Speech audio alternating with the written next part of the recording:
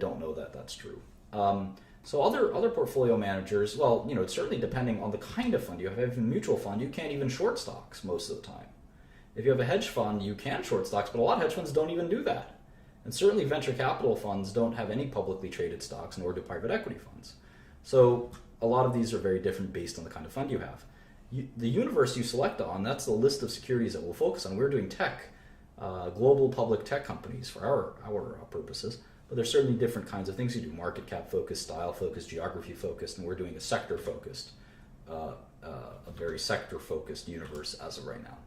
So we have a few rules, and one of them is that most stocks are fairly valued, and that's sort of a take on what people call the efficient market hypothesis, which is that stocks are efficiently priced. All market stocks in the stock market are efficiently priced because there's so many observers looking at stocks that they're always reasonably priced. And I don't know that that's true. I think most people disagree with the efficient market hypothesis, but my take on it is that most stocks are actually fairly valued. Most stocks. I think that for every 10 stocks you look at, 8 of them will be fairly valued. Maybe one will be overvalued and one will be undervalued. Concentration, diversification. This is something we kind of got cut off last time. A lot of people debate, it's been a debate that's gone on for decades, if not centuries, is how many stocks are optimal in a portfolio. Number of stocks. Another sort of key question is turnover. Should you be buying and selling every day? Or every year, or how often? How often? Maybe I can write that in here somewhere. Turnover. We did universe somewhere else. Turnover and rate of return. We'll talk about that shortly. So anyway, with respect to the number of stocks, it's my opinion that you want as many as possible. And that's just a sort of a mathematical concept. Now, the problem with this hypothesis is that we're only human. And ideally, we'd study thousands of stocks and pick as many as we can to get diversification. We assume that there's going to be some error in our ways. So let's say there's 1,000 stocks.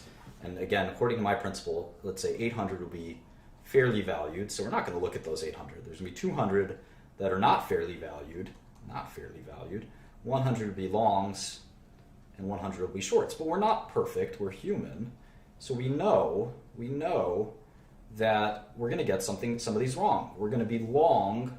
There's a famous hedge fund manager right now his biggest long is, I think, called Valiant, and he's been wrong. He's long and wrong. Valiant has gone down a lot. But it's his biggest long, and he's also had a short that's gone up quite a bit. I think it's called Herbalife. I don't know a lot about the situation, but I think that's what's happening. And so in any event, sometimes you get it wrong. And so there's some percentage chance that you will get it wrong.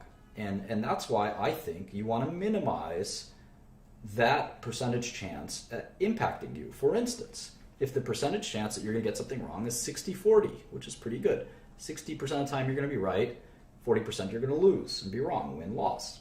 Well, if you have 6 stocks that you're long, do you know what the probability is that even though you're pretty good because you're 60-40, what is the chance that you will get it wrong several times in a row? In fact, what is the chance that you'll get all 6 stocks wrong? I think it's 0.4 to the 6th power, if I'm not mistaken. And that's not an impossibly small number. It's pretty small.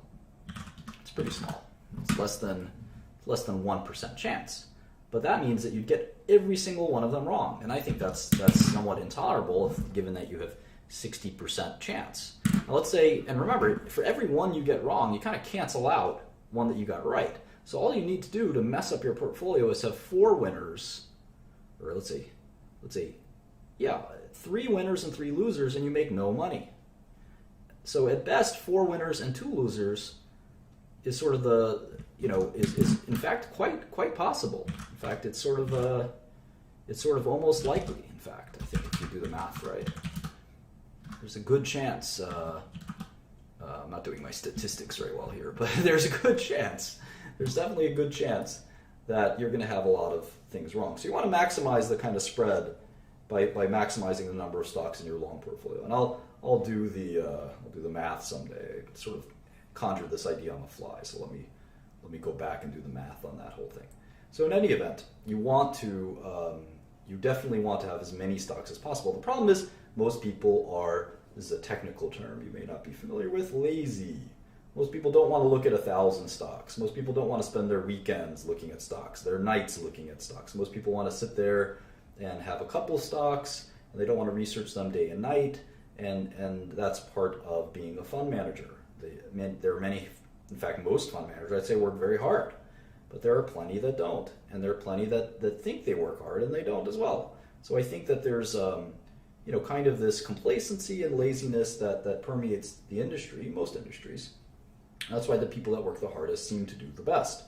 So anyway, having 100 great long ideas and 100 great short ideas is a lot of work, but it's not impossible if you have a decent-sized team. Now, having said that, there's some theory that when you concentrate your bets, you have a better chance of making more money, and I'm not sure that's true. In fact, some of the highest returning funds are not concentrated at all. A good example from history were two hedge funds called Renaissance. Renaissance is still in business.